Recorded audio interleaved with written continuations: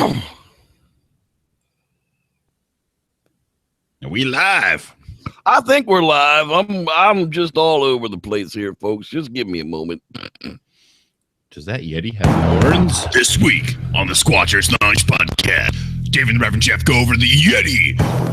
I'm pretty sure we've done that already, but we're gonna do it again. Bigger, better, something. Look, do you even know how hard it is to come up with content for this many years? I mean, really? And somehow we'll make the show entertaining. We'll probably say boobies or poop or something. And now I give to you the Howard Stern of the Bigfoot community, the Reverend Jeff Kelly.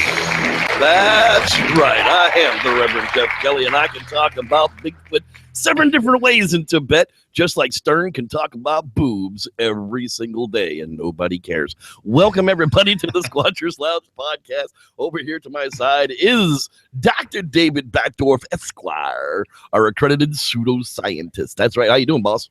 Fantastic. And you know, it's really good to dial into the haters because they give you some of the best intro content. Really. They really do, but it's okay because we figured out pre-show that we haven't actually talked specifically about Tibet and the monks and a bunch of that stuff that's up there directly, so we're going to get away with it anyhow. Doing it. That's right. Usually this time of the night, we're going to start with a little bit. Well, actually, tonight it's going to be a lot of bit of news, but we'll get through it pretty quickly. There's a brand new Quasi and a brand new Camping Tips for Stupid coming up. Oh, man. Well. We don't even have to come up with any content for this show. It's perfect. Exactly. Phantom Clowns spread to North Carolina. I'm going to keep up on this until we figure out what the F is going on here. But David and I are pretty sure that this has just got to be some kind of, viral marketing for either haunted houses or a movie or whatever it's going to be. But y'all better be careful because you're going to come across somebody like me who just wants to punch you in that face over and over and over again.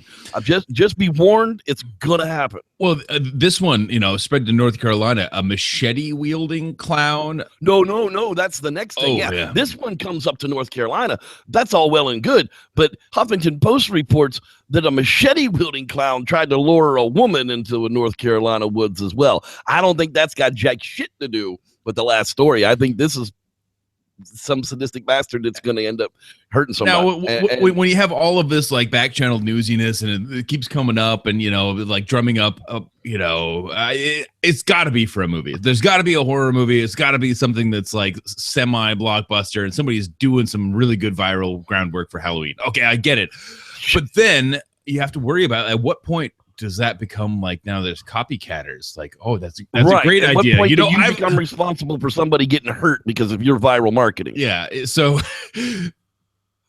this is this is where we are. That's your fine line between what's proper and what's not appropriate. If I see a clown in the woods, I'm more likely to shoot at that than I am at Sasquatch. Just put it that way. I'm down with that, dude. Like, if I see a clown out there in the Sierras while we're out there Bigfooting, bro, I'm taking an arrow and putting it right through it. Through it. I'm going to stick it to a tree and then we'll talk about it. Okay. It's not human. It's a clown. Yeah, that's right. The clowns are people dressed as clowns. That's what last week's friggin' dumbass. Anyhow, the sixth mass extinction will be like nothing in Earth's history. That's right. The sixth mass extinction, the one that 7 billion humans are doing their darndest to trigger at this very moment, is shaping up to be like nothing else our planet has ever seen. That's the conclusion of the sweeping new analysis, which compared marine fossil records from Earth's 5 previous mass extinction events to what's happening in the oceans right now. Well, it doesn't really help that Fukushima's been pouring radiation into the Pacific for how many years now? Well, so the interesting thing about this is that they're looking at things aside from, okay, we're not looking at warming. We're not looking at acidification or other aspects like that, because we've seen that before and we can look at that and say, okay, well, this is what we would expect to see, but we're not seeing it. There's something different happening, and it's definitely our fault, which is a very curious. I'm interested to see if there's more to come from this or more things. But the oceans, I mean, we talk about global warming, we talk about ice melt, we talk about polar bears and other. There are islands of water bottles in the Pacific. Well, islands. So the interesting thing is that the sea is much more susceptible to this kind of thing, because I mean, you think about the salinity of the water. When you think of the ocean levels rising, if you're literally filling the oceans the ocean, like sea level, raises 8 feet. That's a lot of freaking water. All right. Yeah. So what you have to remember is inland. That's going to change salinity. That's going to change this. It's going to change that. But what they're saying is that unlike these other extinctions where it's specific biomes that you lose, like, okay, well, when the meteor impacted the earth and the cloud of dust rolled over and like everything in the open ocean biome died because there wasn't enough anything to support it, and only like the things that lived on the seafloor could eat the dead things falling down, basically. We're able, but things that lived in nooks and crannies and smaller fish and sort of things, that they made it. They're fine. And then they evolved from there. But the cool thing is that once you identify, it's like anything else, the first step to identifying a problem or solving a problem is to identify your problem. And this is really good research, and I'm excited about it. And it's also really sad that, yes, okay, let's stop looking in the past and blaming ourselves because we are to blame. So let's just look to the future and what can we do to lessen the impact of this mass extinction. And yeah, that's gonna suck. I'm not gonna be here to see it, but my kids will. Mm-hmm. Hey, an orangutan, that's right. Anyhow, born at the Smithsonian's National Zoo for the first time in 25 years. Primate staff at the Smithsonian Zoo are celebrating the birth of a male Bornean orangutan. He was born at 8:52 p.m. on the 12th. Born both 19-year-old female Batang and male Kyle. Hey, Kyle! Hey, Kyle! Bred in January, following the newborn as a male. Animal care staff has observed Batang nursing the infant, who has been clinging closely to his mother. And they're cautiously optimistic that the newborn will thrive. That's right, because, seriously, even in captivity, like, the infant mortality rate is horrible among greater primates. It's why gorillas are dying. 2 out of 3 of their babies die in the wild. It happens. It's a hard life. But when we discussed how I don't even remember what the show title was, but it was basically Bigfoot sex, some right? clickbaity thing. Yeah, some clickbaity thing about Bigfoot sex. Look it up. But we talked about the gestation periods, and really a 19-year-old orangutan. Orangutans have the longest growing up phase, right? And they have the longest in between. So 19 years old is probably the first time that this orangutan could have had a child. But what we've learned is that she will not have another child or not come into estrus for up to like 12 years now. Yeah, she's going to be with this baby for a long time. So it's not like us where she can just turn around and pop out another baby, which is why infant mortality is such a big deal for the primates, because their cycles don't work the same way as we do, and they won't come into estrus. They won't be fertile until that orangutan right there is able to go forage for itself. Our ability to reproduce is definitely what made us one of the advantages to taking over the world. Hey, new monkey reported in southwest Downey County in Georgia. That's right. Albany's fur visitor made yet another appearance at the feeder. Apparently there's a monkey loose in the Georgia woods, and he's thriving on all the big feeders, which is interesting because that looks way more like a macaque than a capuchin. So a macaque is not indigenous to the Americas. By no means. Especially there's nothing indigenous to South Georgia except for except for some Sam Squanches, but that's not a monkey. That's an ape, damn it. That's right. They're a damn dirty ape. I'm dirty apes. So check that one out. That one came out of walb.com.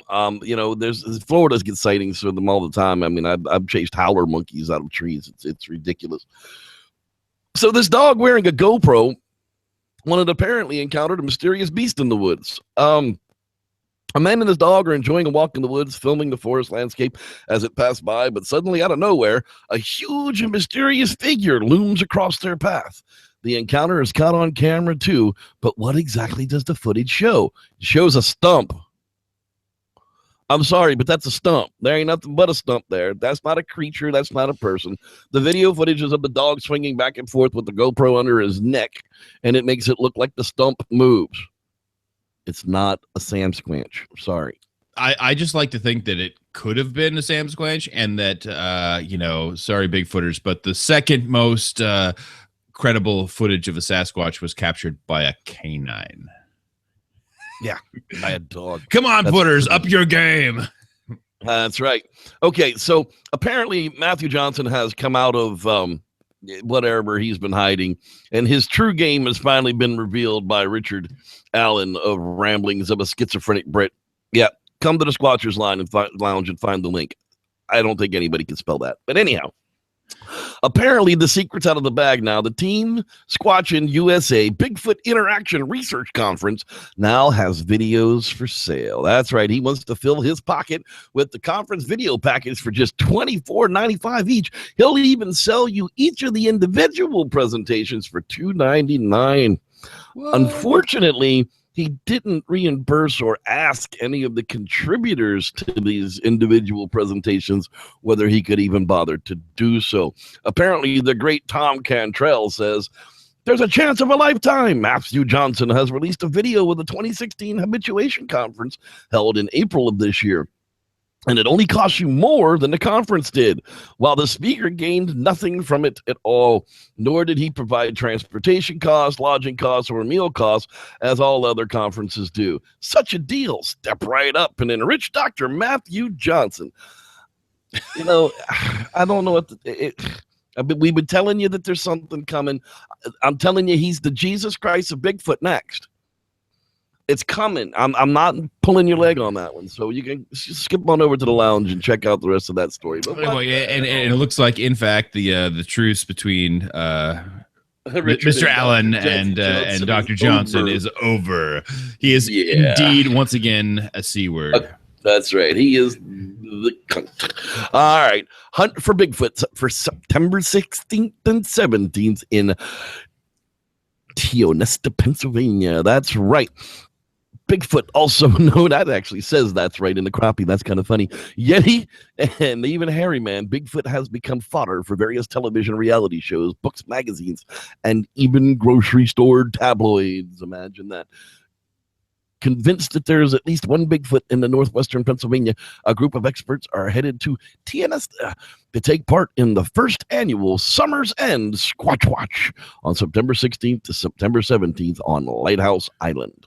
Because if you're going to identify an unidentified species, the best thing to do is to take 2 specific days out of a month and do it. Yep. Right. Sponsored by Tailored Vision Programs in Tionesta, the free programs will include various experts on Bigfoot to share their research on what has grown into a legend. The group will share their experiences and whatever.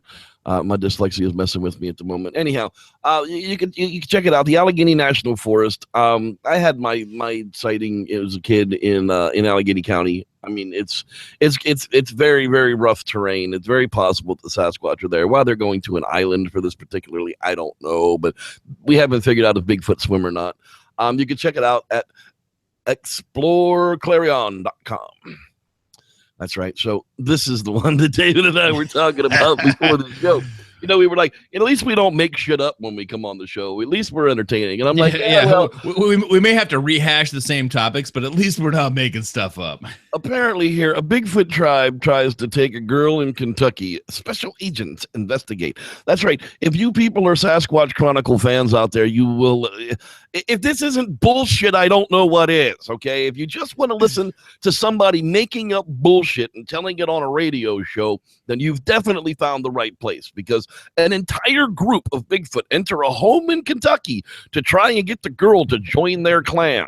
Top secret government agents investigate. You don't want to miss this. Lynn encounters a Sasquatch at her grandma's house, and her grandma tells her to put on perfume to cover her scent. I mean, my intelligence is literally being stabbed in the eye with a knife right now. It's just so angry. It's just insulting the crap out of people with this. But hey, you know, whatever, guys. They have, moving right the fuck along. Yep. Some little bit of sad news this week. Wayne of Dallas and Wayne, of course, of Not Your Typical Bigfoot Movie. You can go out there and get yourself a copy of that. Support the guys. Unfortunately, his wife passed away, and they've put up a GoFundMe account to try and help with the burial costs. And if you got an extra $5, even $2, share the link. Sharing the link goes a long way. You'd be surprised. And just, hey, tell the guy we're sorry. That's just a very, very sad thing to happen. Very, very good folks. Whatever your thoughts are. I mean, this is another one of those times that it helps to get the Bigfoot community together. It's not a huge community, but a little bit goes a long way if everybody shares with each other.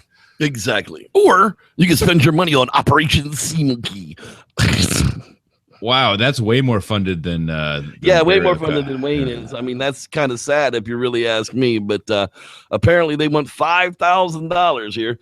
Despite its whimsical name, Operation Sea Monkey is a very serious professional expedition into the Canadian wilderness in search of Bigfoot or Sasquatch, sponsored in part by the American Primate Conservancy. Ace? Who's that? I think that's a Bigfoot group. Anyhow, this adventure is set to take place from September 23rd to October 2nd of this year. So they're going up there like next week. They're trying to get all this money. That's Todd Neese, Ron Moorhead, of course, of, We Make Strange Voices in the Wilderness. Strange Voices in the Wilderness, yes. Tom Steenburn, Tom Seward, and Gunnar Munson, the Bigfoot copy guy, Monster X. We love Gunnar. Hey, whatever. Mm-hmm. They'll be joined by internationally recognized cinematographer Darren O'Brien, which means he got like a certificate from his town for making a video once. Internationally recognized. Anyhow, Darren O'Brien, who will conduct the entire expedition on video that I'm sure you'll be able to buy for just $29.95 once the expedition is over. You watch. Nothing will be free. Trust me. They could have done a Kickstarter and then allows you to purchase the video back. But anyway, the cool thing about this is this is a project that I have loved. I like, if I had a boat and disposable income, I would probably be doing. And for me, where I would be doing it is up in the islands in British Columbia, between Vancouver Island and the mainland and BC. And there's some really great areas up in the fjords up there, especially the more northerly you get, where there's not population. There's no reason to think that this is like virgin land, virgin territory, a few spotted towns, and maybe a road that rolls up alongside it. Very cool to do research there. A lot of background research would be needed to do before you got into that at all. But anyway, I'm sure they've done all that. But they're on a boat. And I'm sure there will be boxes and boxes of wine on board as well. But that's another story for another time. Well, that would be for me. If you want to check out Operation Sea Monkey, by all means, there it is. Bigfoot in the UP, trail cam photo spurs debate. You see this? It looks just like the Jacob's creature. Look at it. It's got to be a Sam Squanch. So the Peninsula Bigfoot Sasquatch Research Organization reports on its Facebook page that there was a sighting as recently as September 5th near the northern lower peninsula community of South Branch. A motorist driving in light fog at about 7 a.m. reported a large figure that looked like a person in a ghillie suit. It is hunting season. That's a type of hunting camouflage. Yeah. According to a follow-up report, the driver was an experienced hunter who described the figure as a thick and wide and all black. He knew it wasn't a bear because he figured once it started moving, especially when it went into the ditch, he should have gone down on all fours.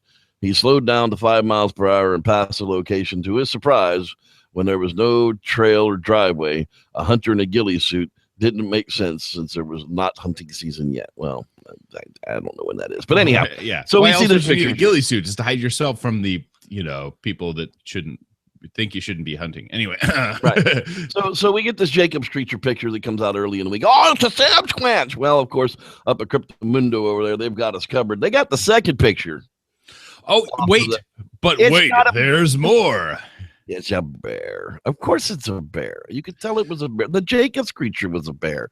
So if it looks just like all the analysis that we've done that like, oh, well, it might be a Sasquatch because it looks like the Jacob's creature. No, all the analysis that's been done shows that the Jacob's creature and the photos before and after show the Jacob's creature to be a bear. So this looks exactly like a bear, and then the next picture looks even more like a bear. Like a bear. So thanks to the guys over at Cook the Mundo for setting the record straight. We appreciate that. And finally tonight, Buck Nye, the Bigfoot guy. That's right. He made a truly legit find. That's right. He found himself a Sam Squanch skeleton made out of deer bones. Yeah, man. Full-size body. There he is. Full-size body of a Sam Squanch. Got to be more than 8 feet tall. Look at that sucker. 4 foot wide. I bet you it weighed 900 pounds. It came right into my backyard. It died. I didn't believe that I didn't notice it until it decomposed it completely. Ended up a skeleton. So thanks for the pictures, Buck. We appreciate it. That guy's totally legit, man. I mean, it got me a good chuckle. I love the sense of humor on that guy.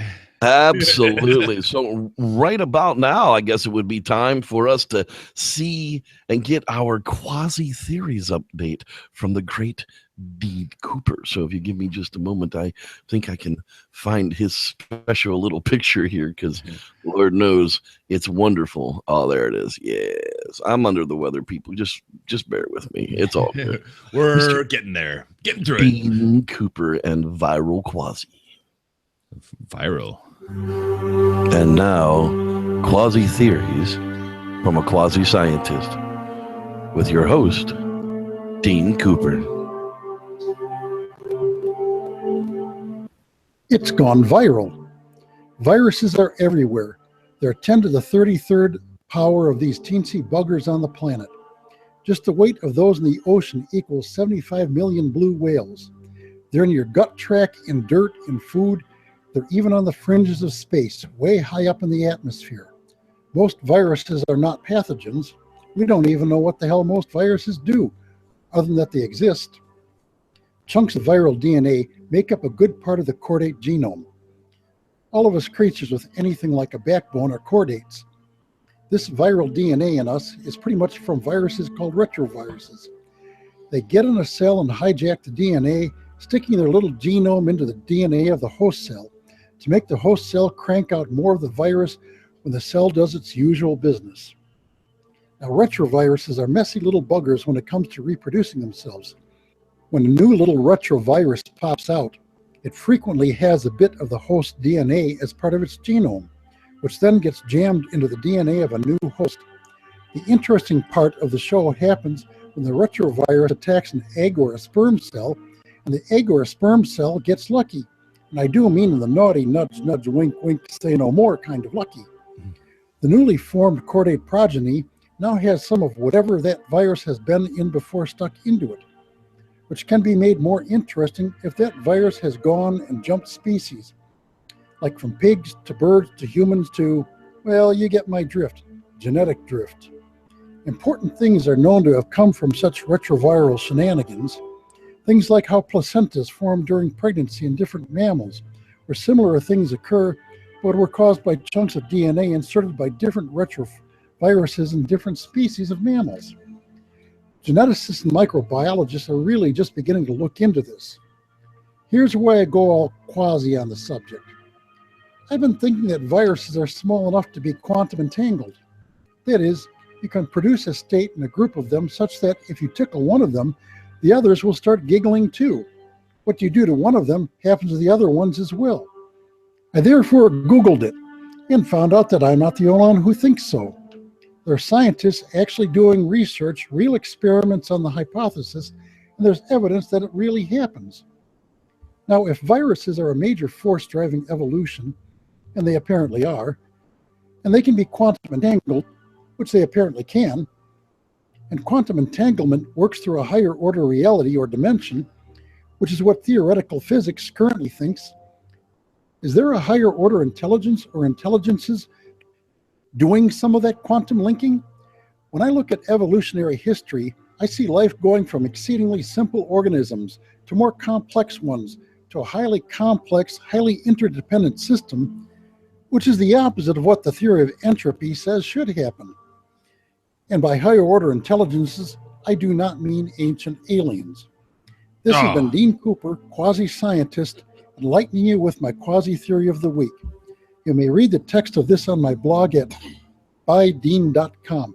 That's BHAIDIN.com. All right. Dean, you kicked me in the balls with that not ancient aliens. Damn it, man. All right, over to David now for a little bit of Jevin Moore's camping tips for stupids.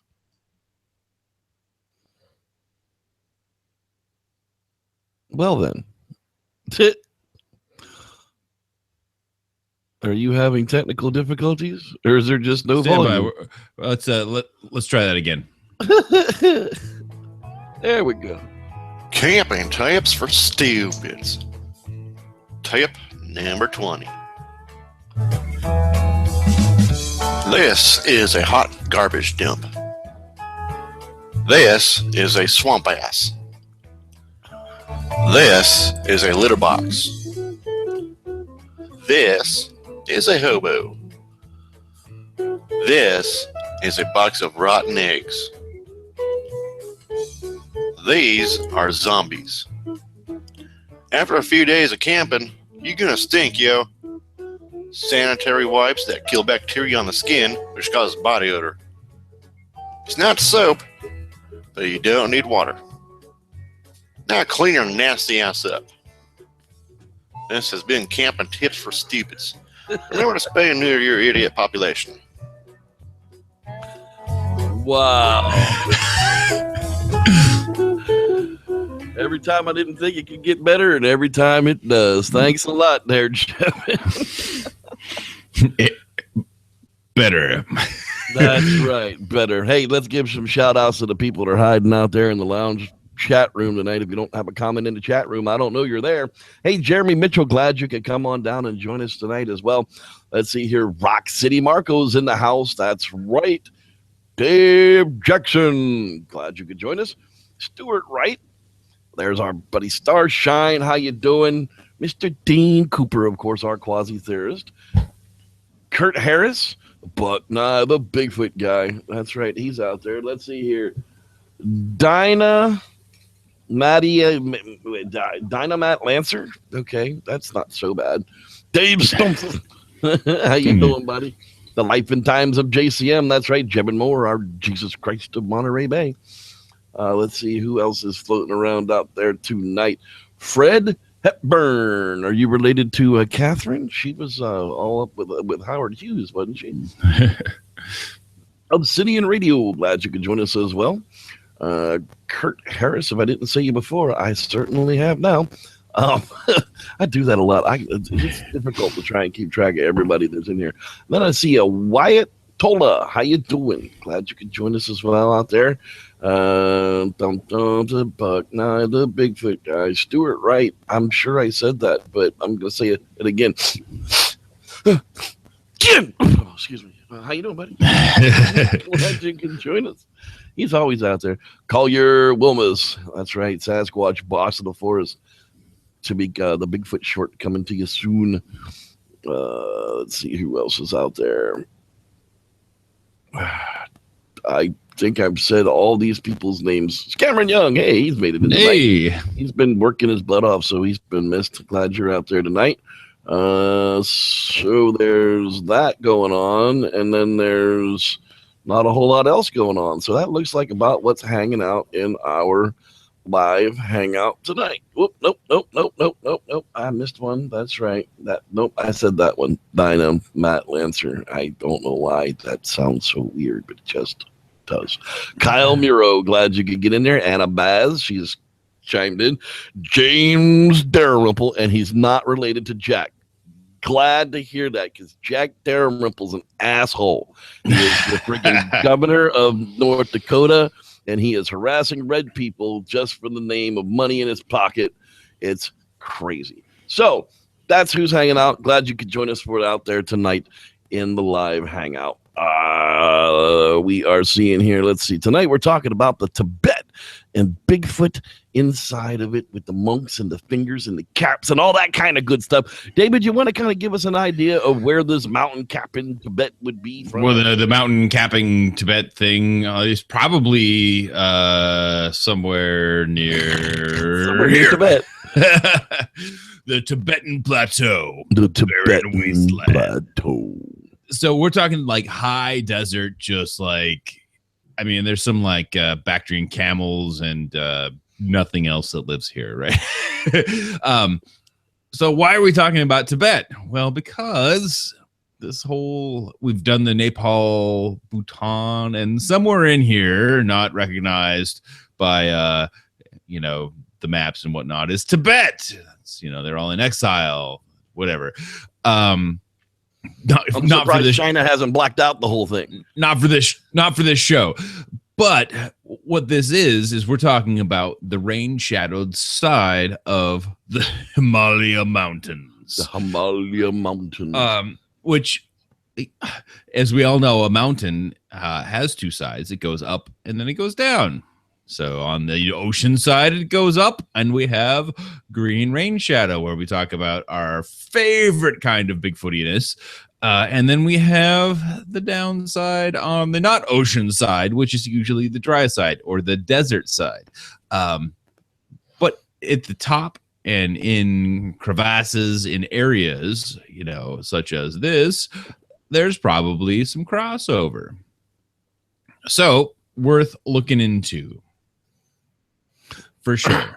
Now, one of the stories that I always like about the Yeti itself, and especially in Tibet, is the Tibetan Yeti finger that the monks had stored as one of their secret items. And apparently, during the 60s, Peter Byrne went to said monastery and stole the finger from the monks. And then, if I'm not mistaken, I believe Jimmy Stewart was the one that actually transported it back into America. So, stories that's back in the 1960s, but that finger had been there in that monastery for, decades beforehand. And what are we looking at here, their chief? Well, this is kind of the area of I'm just going along the ridgeline here. And trying to find where the Tibet should be, the block that's been not labeled on this map.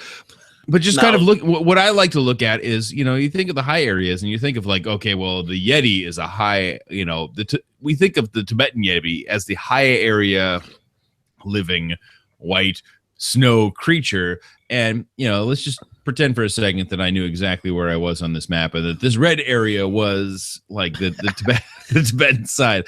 But it's these areas and these crevasses. There's not a lot of resource down here for a large primate.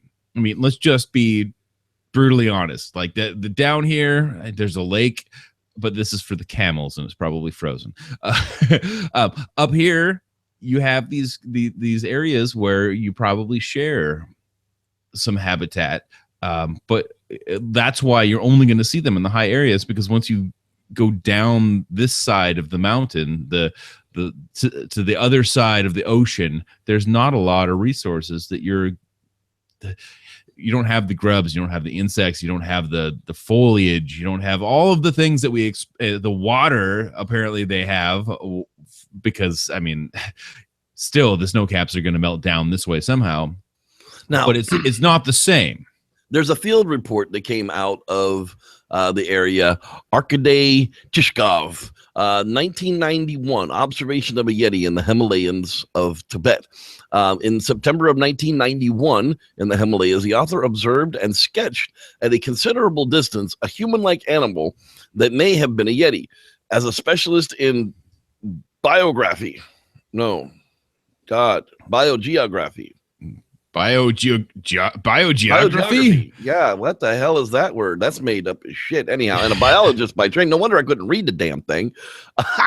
Yeah, I don't read too good. I don't math well when I got 102-degree fever, so mind me, people.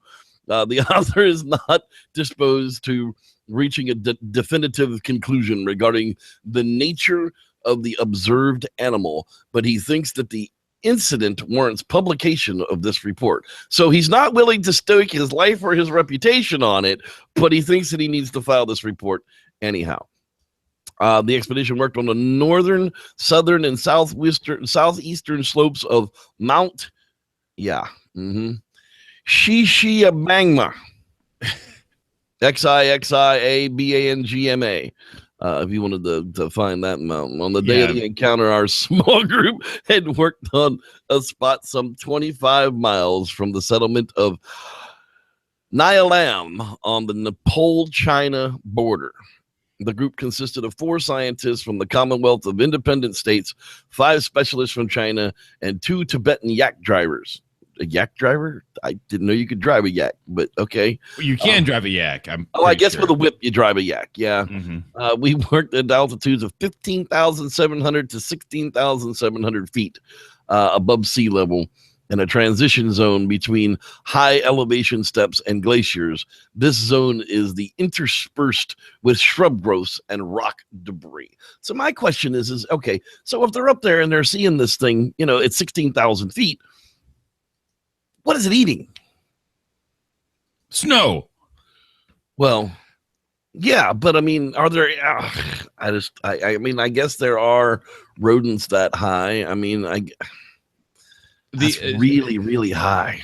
It's like the Sherpas, they would have to have like specialized lungs, and I mean, seriously, that's really, really high. You're getting into that, okay, well, you're probably going to die if you stay there too long kind of scenario. So why, if humans can't stay there, would Sasquatch be able to stay there? Okay, well, with adaptation. Okay, so what's the purpose? Now, there are a lot of animals like grizzly bears and stuff that go into high areas in search of particular kinds of insects that lay eggs and mature in those high areas. There's reasons, but you would have, again, if you see something like that, you got to be like, what? You got to think to yourself, stop for a second. Like, okay, that was amazing. Sit down. Don't leave the area. And be like, now, why was it here? And then start looking around for that answer. Why, in God's name, would this thing be up here at 16,000 feet? And you might find even the slightest little hint of an answer by asking those sort of questions. Well, that's part of the idea of it. Now, Expedition Unknown and Josh Gates, he actually went to the Tibetan monks' location as well, and I believe he gathered a sample off of one of those caps. One of those yak caps is exactly what it ended up being, if I'm not mistaken. It ended up coming back testing as just the common yak. Yeah, so some of them come back as yak, and there's a particular kind of goat that we've got a few hair samples from that area-ish. But again, that goes back to thinking, if the monks think that it holds special magic, who are we to really tell them that it doesn't? Well, that's kind of a shitty thing to do, if you ask me. Yeah, but it's the kind of thing I like to do. I'm a dick. Like I poop on everything, damn it. Yeah, exactly. Like I just poop on everything. But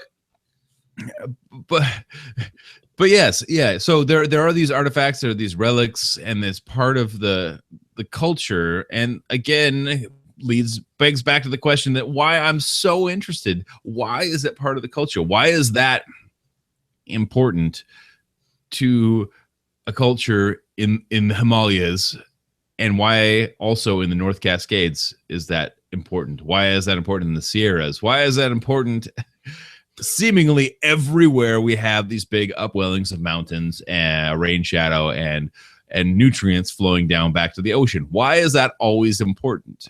It seems to be that definitely does draw the locations of where the sightings and the stories of these animals come from. Now, the story here goes on to say, on September 22nd, 1991, they were en route to a glacier on the southeastern slope of Mount Shishibangma. I'm not joking. I'm pretty sure that's how that's pronounced. About midday on the top of the moraine ridge at a distance of about 400 feet. Now, that's more than a football field. Now, I don't know about you, but if I'm standing in the end zone of one football on a football field, and you're standing in the end zone of another, the other end zone of the football field, I'm not going to be able to make out much detail about you at all. I might be able to make out the colors of your clothes if they're bright. But then add another 100 feet onto that. He noticed a human-like animal sitting by a boulder on the sunlit side. His position was lower on the slope, and at first he didn't see the full silhouette. A little later, however, he observed the animal in full. It had the following characteristics. It was erect, bipedal posture, dark brown in color, cone-shaped head. I don't think at 400 feet you can tell it's got a cone-shaped head. No visible neck. Okay. Long forelimbs and a short and slightly flexed hind limbs. At 400 feet, you can tell that?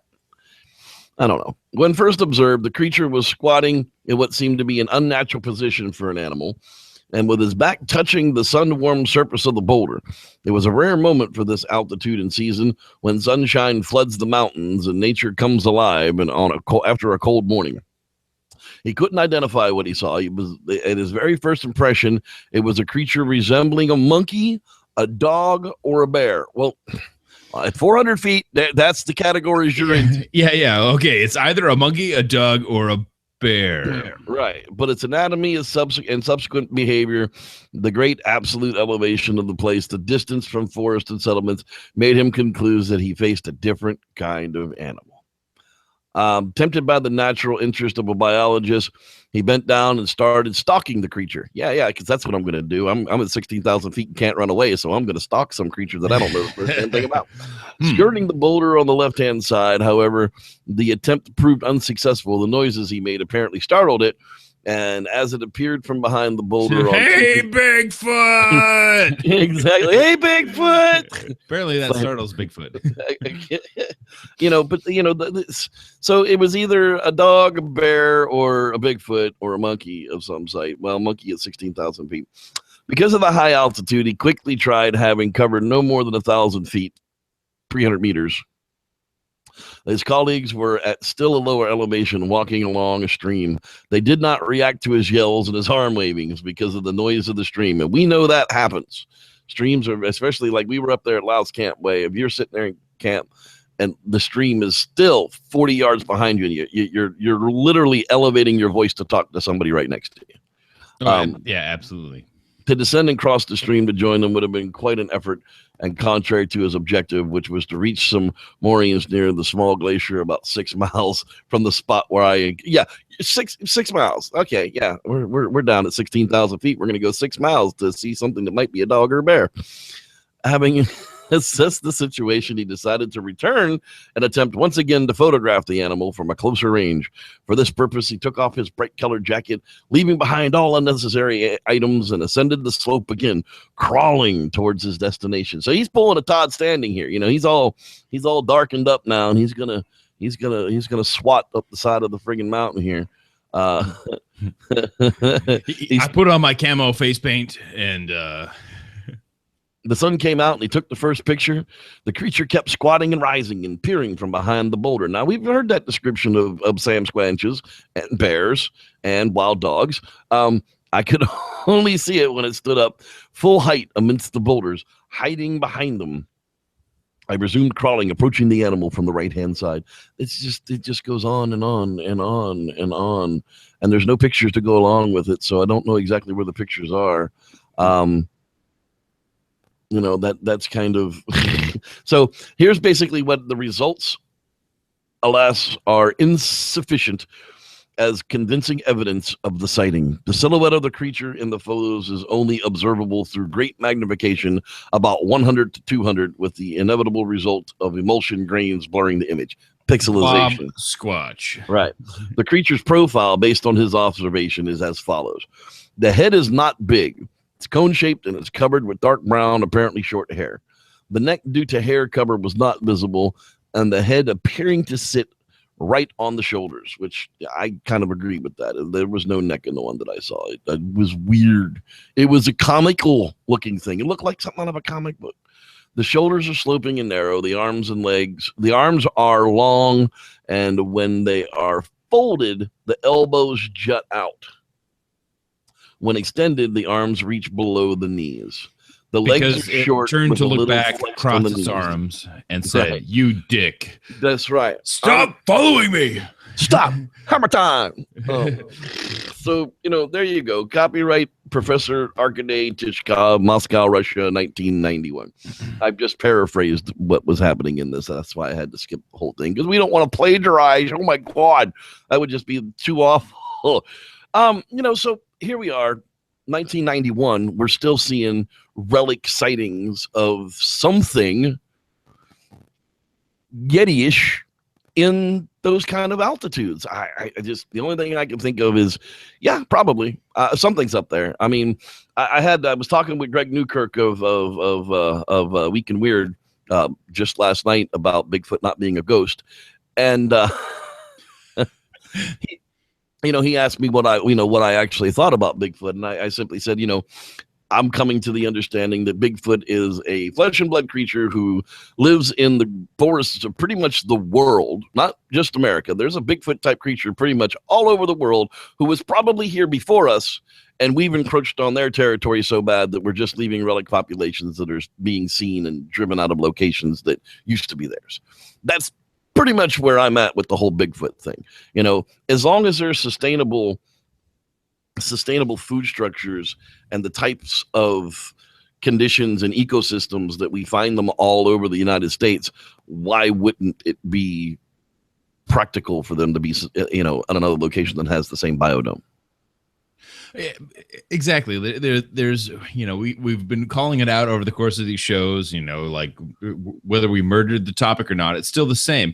We see an upwelling of mountains, we see a rain shadow going back to the sea, we see all the nutrients that happen in there, and we see the same rainforest, we see the same everything, and this is where those sightings and those stories originate.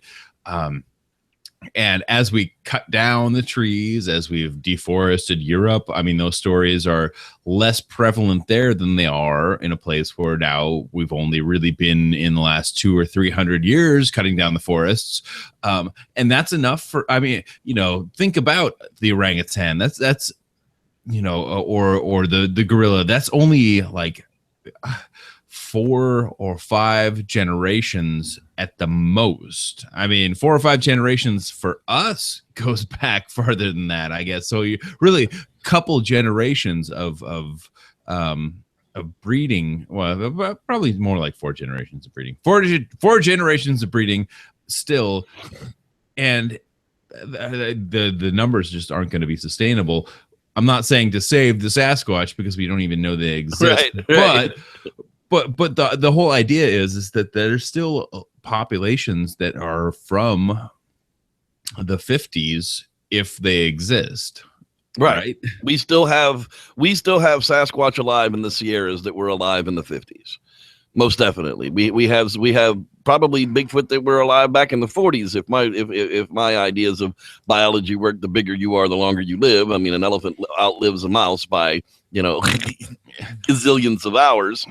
But an elephant outlives a tapir or something that's even more closely related. So interesting. And the concept is that all these places have stories and they have culture built around these beings. And the older the culture goes, and the older if you look at the first peoples in the United States or in Canada, in the Americas, because it's the same thing. Also, Mexico is part of the Americas.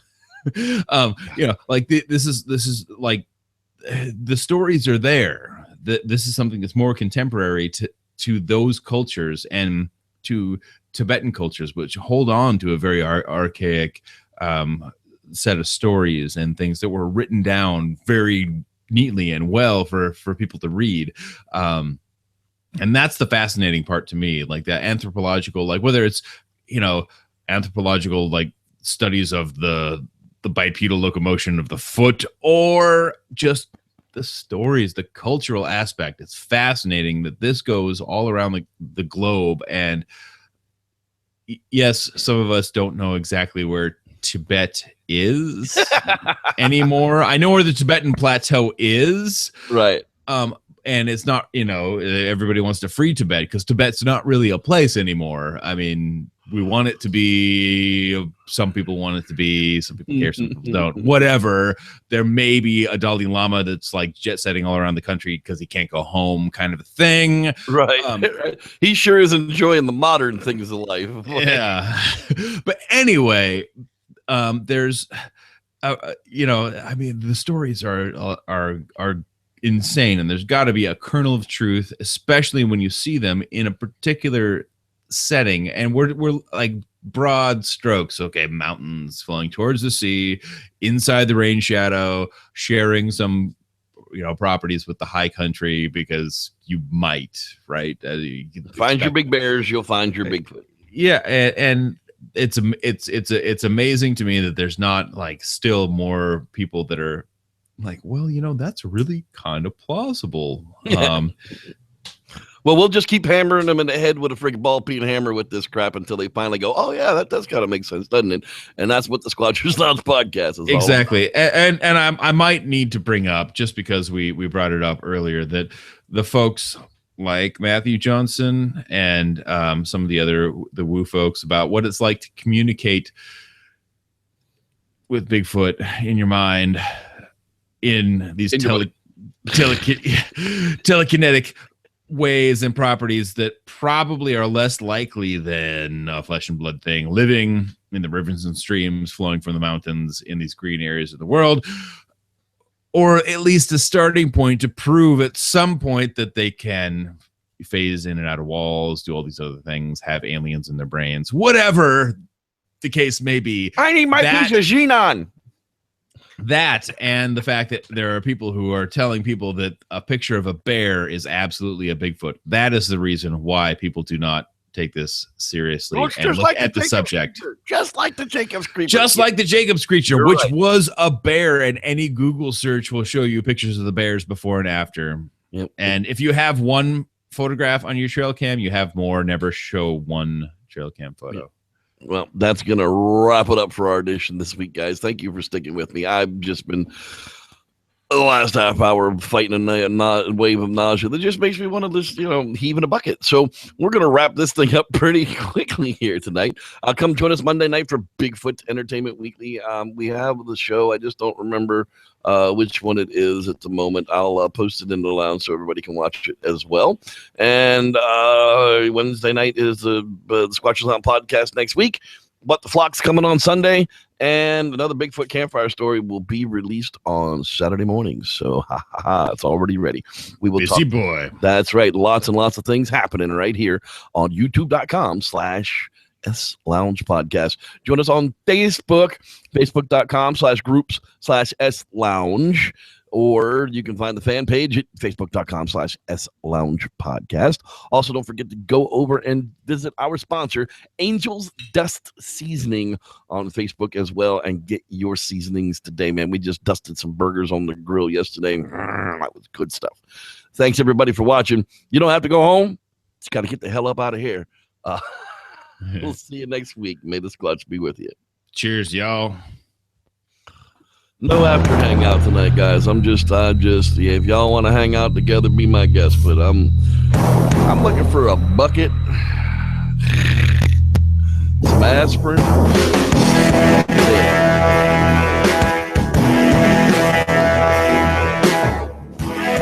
One of those times I'm happy we have the internet in between us. I will not be infected.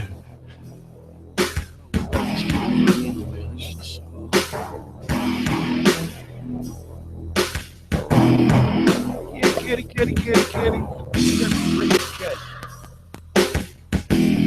Wait, I don't have a cat. Whose cat is that?